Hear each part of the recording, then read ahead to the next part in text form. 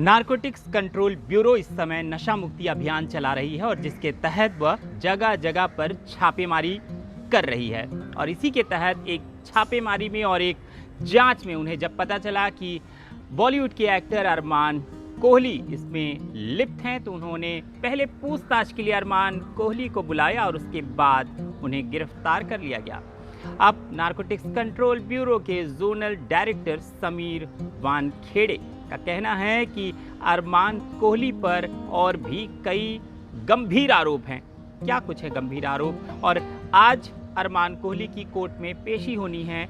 उसके बाद क्या अरमान कोहली पुलिस के रिमांड से बाहर हो जाएंगे? क्या कोर्ट में एनसीबी अरमान कोहली को और भी दिनों तक जांच के दौरान रिमांड पर रखने की कोशिश करेगी और मांग करेगी कोर्ट से? क्या कुछ होगा आज कोर्ट में, और अरमान कोहली के खिलाफ समीर वानखेड़े के पास किस तरह के गंभीर सबूत हैं और क्या कुछ है पूरा मामला? ये मुश्किल समय अरमान कोहली के लिए कितना कठिन है और कितने दिनों तक, और क्या कुछ हो सकता है अरमान कोहली के साथ, ये सब कुछ मैं आपको बताऊंगा। लेकिन उससे पहले आप सब्सक्राइब कर लें एनबीटी एंटरटेनमेंट, क्योंकि एंटरटेनमेंट से जुड़ी तमाम खबरें आपको सबसे पहले मिलती हैं यहीं पर।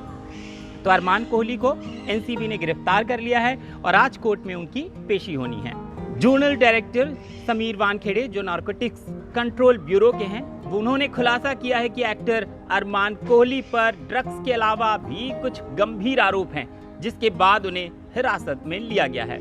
एक्टर को रविवार की सुबह यानी जो बीता दिन था, एनसीबी ऑफिस में कई घंटों की पूछताछ के बाद गिरफ्तार किया गया है। आपको बता दें कि जब समीर वानखेड़े से मीडिया ने सवाल किया कि क्या अरमान और जिन लोगों को गिरफ्तार किया गया है उन लोगों का कनेक्शन साउथ अमेरिका से है, इस पर वानखेड़े ने जवाब दिया, अरमान कोहली और गिरफ्तार किए गए लोगों के खिलाफ सिर्फ ड्रग्स लेने के आरोप नहीं है, बल्कि दूसरे भी कई गंभीर आरोप हैं, जिन्हें सोमवार के दिन कोर्ट में पेश किया जाएगा। यानी आज कोर्ट में पेश किया जाएगा अरमान कोहली को, और उसके बाद तय होगा कि क्या कुछ आगे की जांच में दिशा बदलेगी या क्या निर्णय लिया जाएगा। समीर वानखेड़े से यह भी मीडिया ने पूछा कि क्या एनसीबी आरोपों को गंभीर मानते हुए और हिरासत की मांग भी करेगी।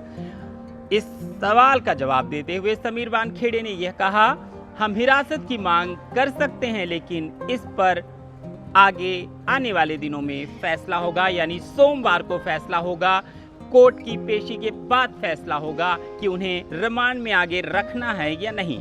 एनसीबी ने नशे के खिलाफ जीरो टॉलरेंस अभियान शुरू किया है और शहर को नशा मुक्ति बनाने के लिए कई जगह छापेमारी की जा रही है। वानखेड़े आने वाले समय में बॉलीवुड में छापेमारी करने पर कहते हैं कि जीरो टॉलरेंस का मतलब यह नहीं है कि हम सिर्फ बॉलीवुड यानी फिल्म इंडस्ट्री में ही छापा मारेंगे। हम केवल एनडीपीएस यानी narcotic drugs and psychotropic substance अधिनियम के उल्लंघन के बारे में चिंतित हैं। लेकिन सच तो यह है कि एनसीबी की हिरासत में अभी 3 कलाकार हैं।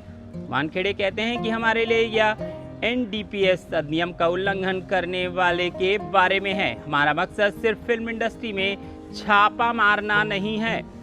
आपको बता दें कि समीर वानखेड़े जो जोनल डायरेक्टर हैं एनसीबी के, उन्होंने यह कह दिया है कि वो सिर्फ फिल्म इंडस्ट्री को वो टारगेट नहीं कर रहे हैं। एनसीबी सिर्फ फिल्म इंडस्ट्री को टारगेट नहीं कर रही है, और इसी के तहत उन्होंने कई और क्षेत्रों से कई और लोगों को भी गिरफ्तार किया गया है। अरमान कोहली पर और भी ज़्यादा गंभीर आरोप लग सकते हैं, बढ़ सकती है अरमान कोहली की रिमांड। लेकिन आज पता चलेगा, आज जब सोमवार को कोर्ट में अरमान कोहली को पेश किया जाएगा, उसके बाद पता चलेगा कि आखिर इस मामले में किस तरह का आगे कदम उठाती है एनसीबी, आगे इस मामले में पूरे किस तरह की जांच हो रही है और कब तक अरमान कोहली को एनसीबी अपनी रिमांड में रखेगा। इस पूरी खबर पर फिलहाल के लिए इतना ही, लेकिन आगे भी इस पर अपडेट पाने के लिए आप सब्सक्राइब कर लें एनबीटी एंटरटेनमेंट, क्योंकि एंटरटेनमेंट से जुड़ी तमाम खबरें सबसे पहले आपको यहीं पर मिलती हैं। नमस्कार।